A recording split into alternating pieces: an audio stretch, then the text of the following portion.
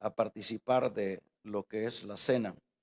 Dice el versículo número 12 del capítulo 5 de Romanos: por tanto, como el pecado entró en el mundo por un hombre y por el pecado la muerte, así la muerte pasó a todos los hombres por cuanto todos pecaron.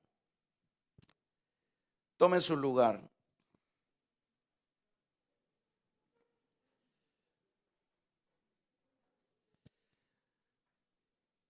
Pablo acá está resumiendo la situación que se llevó a cabo en el jardín.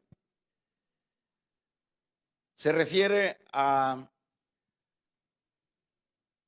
esa experiencia amarga, dolorosa que trajo el pecado para los primeros hombres. Bueno, esto fue tan grande, tan fuerte, tan trascendente, que lo que leemos en este versículo es que no solo afectó a los primeros seres humanos, en este caso Adán y a su mujer, sino que esto se trasladó a todos los hombres. Dicho de otra manera, en Adán pues salimos todos contaminados con el pecado. En Adán todos pecamos y a la vez todos morimos.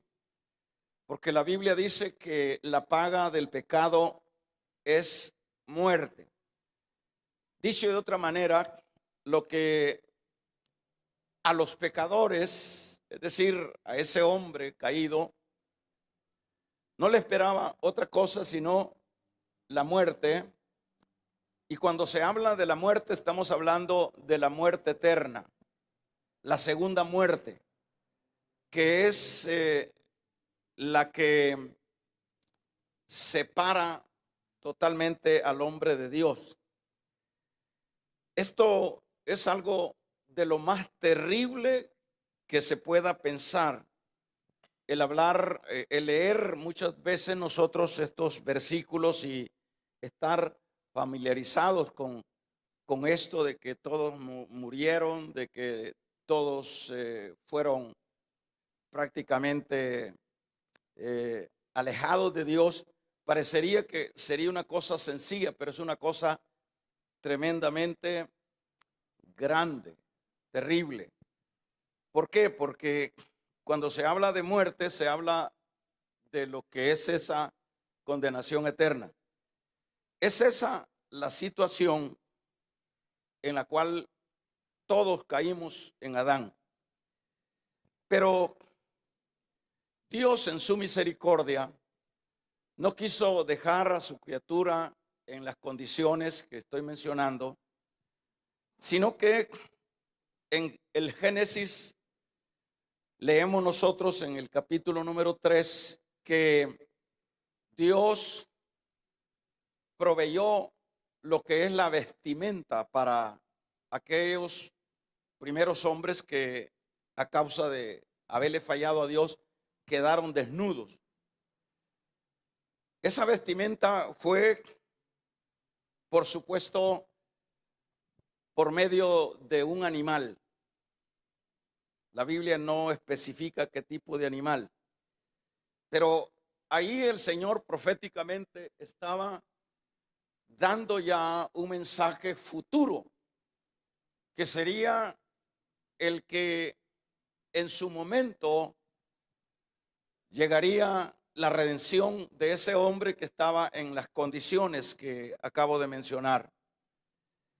La Biblia dice que de tal manera amó Dios al mundo que dio a su Hijo unigénito para que todo aquel que en él creyese fuese salvo. Bien, en este caso vemos acá que al darse esta salvación o esta promesa de salvación, tampoco era una cosa fácil, tampoco era un asunto que lo podemos ver nosotros de una manera liviana, sino que es también tan grande y tan tremendo lo que es el antídoto, lo que es la medicina para el enfermo, que el Señor o Dios mismo, hermanos, se entregó, diríamos, lo voy a decir de esta manera, prometió a ese Salvador, el cual vino y se encarnó en la especie humana para que de esa manera el hombre pudiera tener lo que es la redención. Es decir, a través de ese Dios hecho carne, nosotros como seres humanos podíamos como entenderlo, podíamos como percibirlo por el hecho de haberse convertido en un ser humano. O sea que la Biblia habla de que fue engendrado por el Espíritu Santo en una mujer virgen, en el caso de María. Y a los 30 años, la Biblia nos habla que él se presentó ya en su ministerio como el Cordero que quita el pecado del mundo. Eso es lo que dice el Evangelio de Juan cuando Jesús está yendo a las aguas. Dijo Juan: he aquí el Cordero de Dios que quita el pecado del mundo. Eso que ofreció el Señor, ¿verdad? Allá en el Génesis, esa tipología de ese animalito que se sacrificaba en aquel caso para cubrir la desnudez del hombre, apuntaba por supuesto a Cristo. Y es acá cuando en el correr de los años se cumple esta palabra del Génesis 3. En este caso, para resumir, él, pues luego que está para finalizar su ministerio, ¿verdad? El Señor, hermanos, les expresa a sus discípulos que Él se va, que Él va a ser entregado, que Él va a morir por los pecados de los hombres. Y lo que vemos es que antes de que se llevara a cabo lo que era su muerte, Él estableció lo que es y conocemos nosotros como la cena del Señor. La cena del Señor era como una similitud de lo que sería la Pascua judía, ¿verdad? Los judíos celebraban la Pascua recordando la liberación que ellos tuvieron por medio de la sangre del cordero en Egipto. Entonces, como ese cordero de Egipto tipificaba siempre al cordero perfecto, en este caso era Cristo, y es acá donde pues llega el momento, llega específicamente el tiempo donde Él se iba a entregar en sacrificio por nosotros, los pecadores. Y antes de hacerlo, dije en el capítulo número 22, verso 19 de Lucas, Él reúne a sus discípulos para explicarles y darles las indicaciones con respecto a que desde ese momento había un pasado y luego iniciaba un presente. Es decir, a partir de ahora ya no, ya no tiene la validez, los tipos, los símbolos, sino que a partir de ahora se concretiza. Y a partir de ahora ustedes como judíos ya no van a celebrar lo que es la Pascua, sino la cena. Y eso fue lo que el Señor pues le dijo también al apóstol Pablo, ¿verdad? En el capítulo número 12, a Pablo se lo reveló el Señor. En el capítulo número 11 se lo reveló, fue una revelación a los discípulos que anduvieron con él. Él los reunió y se los explicó. Pero a Pablo se lo reveló, porque Pablo, acuérdense que nunca fue discípulo del Señor. Pablo era más bien un perseguidor y era un extraño. Pero luego que se convierte el apóstol, el Señor lo, diríamos, lo actualiza, ¿verdad? Y le da estas indicaciones, y eso es lo que dice Pablo, porque yo recibí del Señor también lo que he enseñado, que el Señor Jesús, la noche que fue entregado, tomó pan, ¿verdad? Eso es lo que hacían los judíos con respecto a la Pascua, ¿verdad? Tomaban pan, mataban el cordero, pero los judíos no pudieron entender cuál era el significado de todos esos rituales. Nosotros pues lo conocemos gracias a su misericordia. Entonces acá dice, dice acá, porque yo recibí del Señor lo que también os he enseñado, que la noche el Señor fue entregado, tomó pan y habiendo dado gracia, lo partió y dijo, tomad, comed, esto es mi cuerpo que por vosotros es partido, haced esto en memoria de mí. Vamos a ver, finalizando, ¿verdad? ¿Cuáles son las razones por las cuales el Señor deja establecido lo que es la celebración de la cena?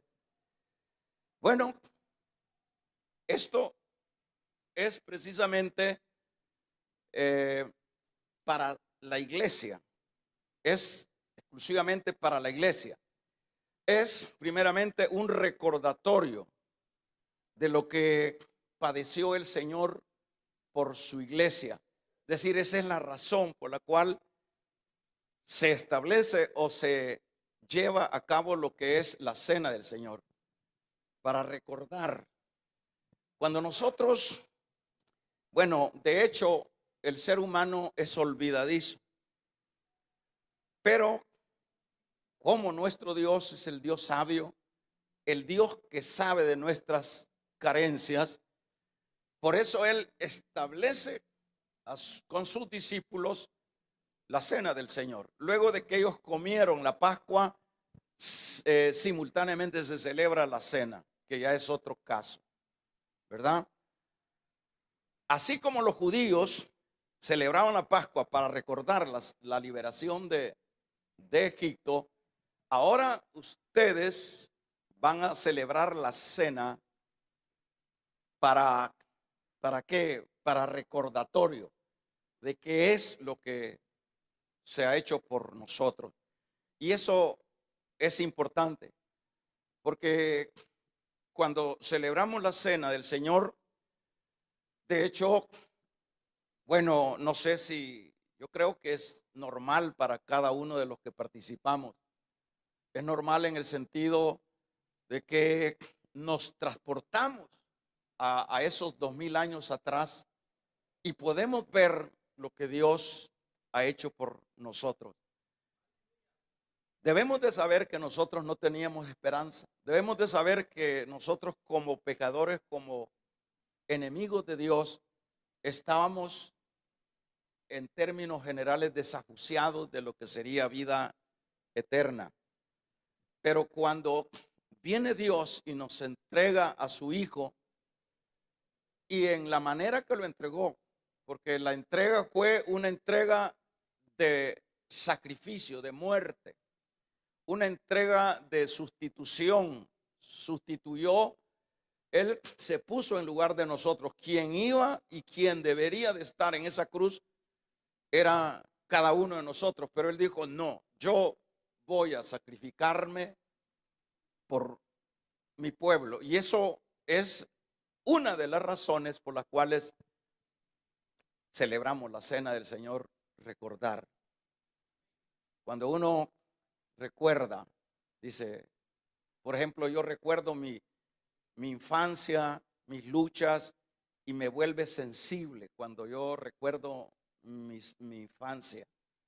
¿Qué no va a sensibilizarnos cuando a través de celebrar la cena nosotros sabemos, en este caso, nos actualizamos, es decir, que Dios lo que ha hecho por nosotros?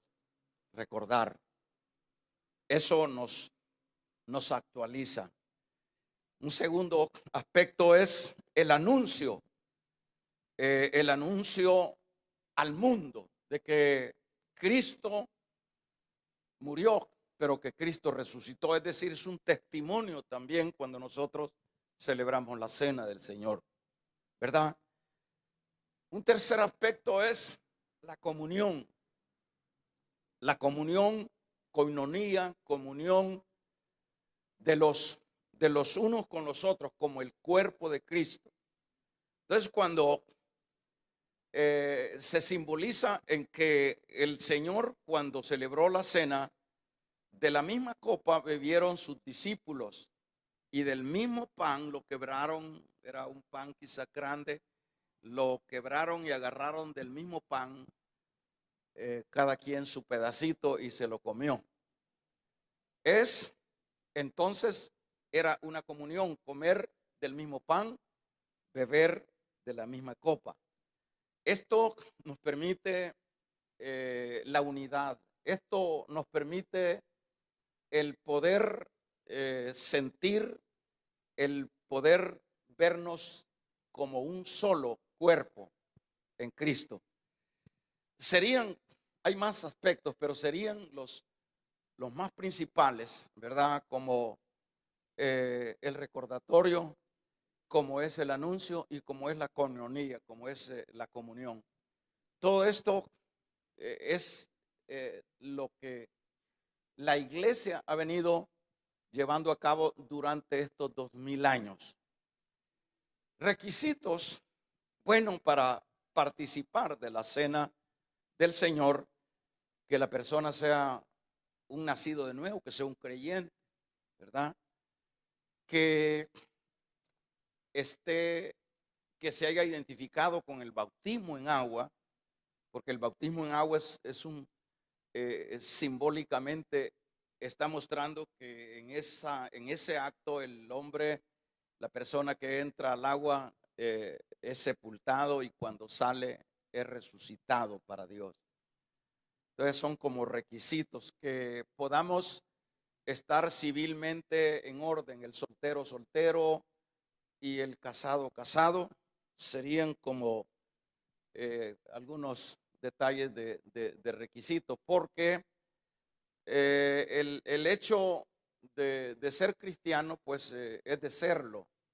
No es un asunto de improbabilidades, no es un asunto que tenga que uno no darse cuenta que lo es. Entonces es, como diríamos, requisitos que cada uno esté consciente, pues, que ha recibido a Cristo en su corazón, que está dentro de, no en lo impecable, que siempre somos pecadores por ser seres humanos, pero que estamos en orden con Dios y que hayamos pasado las aguas, porque ese es el simbolismo de las aguas. Porque en muchos lugares pues se bautizan a las personas sin estos requisitos, pero no tiene ningún sentido. ¿Cada cuánto debemos de celebrar la cena del Señor? El Señor dijo hasta que Él venga. En diferentes lugares lo hacen periódicamente, semanalmente, pero esto no es un asunto de reglas, sino que cada vez que se pueda estar llevando a cabo la cena del Señor, nos permite el recordar, anunciar y convivir. Así que lo que han hecho por nosotros es grande, vale la pena el esfuerzo, la gratitud. Vamos a ponernos de pie, vamos a invitar si hay alguien de los que han sido bautizados